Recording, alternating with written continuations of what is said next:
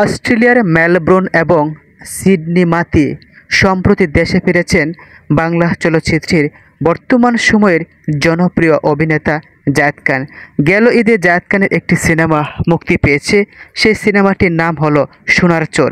প্রিয় দর্শক শ্রোতা, ভিডিও তথ্যচিত্রে দেখা যাচ্ছে তিনি অস্ট্রেলিয়ার উদ্দেশ্যে বিমানে উড়াল দিয়েছিলেন এবং এখানে দেখা যাচ্ছে অস্ট্রেলিয়ার মেলবোর্নে কিছু ফটো ভক্তদের উদ্দেশ্য শেয়ার করেছেন। এখানে দেখা যাচ্ছে জায়েদ খান বিড়ি খাওয়ার একটা গান গেয়েছেন সম্প্রতি, যে গানটা ব্যাপক ভাইরাল হয়েছে।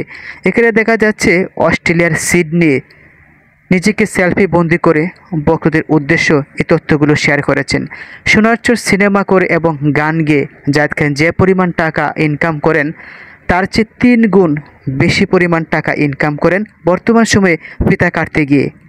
যেমন ফিতা কাটার পেছনে সুবিধাগুলো রয়েছে, অসংখ্য তরুণ তরুণী জায়েদ খানের হাত ধরে চুমুকিয়ে তাদের আক্ষেপ মেটাতে পারে এবং নিজেকে সেলফি বন্দি করে জায়েদ খানের সঙ্গে নিজের টাইমলাইনেও কিছু ফটো শেয়ার করতে পারেন।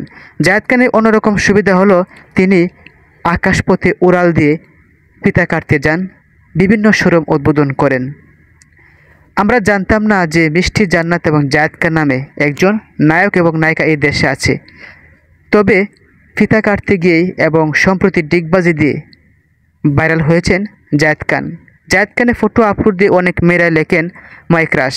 এভাবে জায়েদ খান নিজের জায়গাটা শক্ত করেছেন। তিনি এখনও বিয়ে করেননি, যার ফলে অসংখ্য তরুণ তরুণীরা তাকে ঘিরে ধরে সেলফি বন্দি করতে বা তার জীবনসঙ্গী হতে। দেশে ফিরেই জায়েদ খান যে সুসংবাদটি পেলেন, সে সুসংবাদটি হলো হারানো সদস্যপদ ফিরে পেয়েছেন। বাংলাদেশ চলচ্চিত্র শিল্পী সমিতির নতুন কমিটি অভিনেতা জায়েদ খানের সদস্যপদ ফিরিয়ে দিয়েছে। এর আগে ইলিয়াস কাঞ্চন ও নিপুণ দায়িত্ব পালনকালে চলচ্চিত্র শিল্পী সমিতি থেকে জায়েদ খানের সদস্যপদ বাতিল করা হয়েছিল, যার ফলে তিনি এবারের চলচ্চিত্র শিল্পী সমিতির নির্বাচনেও অংশগ্রহণ করতে পারেননি। সংবাদ সম্মেলনে কমিটির সহসভাপতি ডি.এ. তায়েব গত বৃহস্পতিবার 17 মে বিষয়টি নিশ্চিত করেছেন যে জায়েদ খানের হারানো সদস্যপদ ফিরিয়ে দেওয়া হয়েছে নিয়ম অনুযায়ী। এর পূর্বে সদস্যপদ হারিয়ে জায়েদ খান সদস্যপদ হারানোর কারণ জানতে চেয়েছিল সাধারণ সম্পাদক নিপুণের কাছে। তখন তিনি সামাজিক যোগাযোগ মাধ্যমে বক্তব্য দিয়েছিলেন। যে বক্তব্য দিয়েছিল তার যথাযথ কারণ ব্যাখ্যা দিয়েছেন। তা খতিয়ে দেখার পর সদস্যপদ ফিরিয়ে দিয়েছে ডিপজল এবং মেশা সওদাগর। বিষয়টি নিয়ে গণমাধ্যমে জায়েদ খান বলেন, সত্যর জয় সবসময়। সদস্যপদ বাতিল করেছিল নিপুণ। নতুন কমিটি এসে বিষয়টি তদন্ত করেছে, আমার কাছে ব্যাখ্যা চেয়েছে, আমি দিয়েছি। এরপরে তারা আমার সদস্যপদ ফেরত দেওয়ার সিদ্ধান্ত নিয়েছে। চলতি বছরের গত 19 এপ্রিল সম্পন্ন হয়েছে বাংলাদেশ চলচ্চিত্র শিল্পী সমিতি নির্বাচন।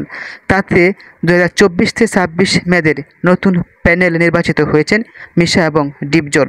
তবে নির্বাচনের মাসখানেক পর আবারও ফলাফল বাতিল চেয়েছে সাধারণ সম্পাদক প্রার্থী নিপুণ আক্তার।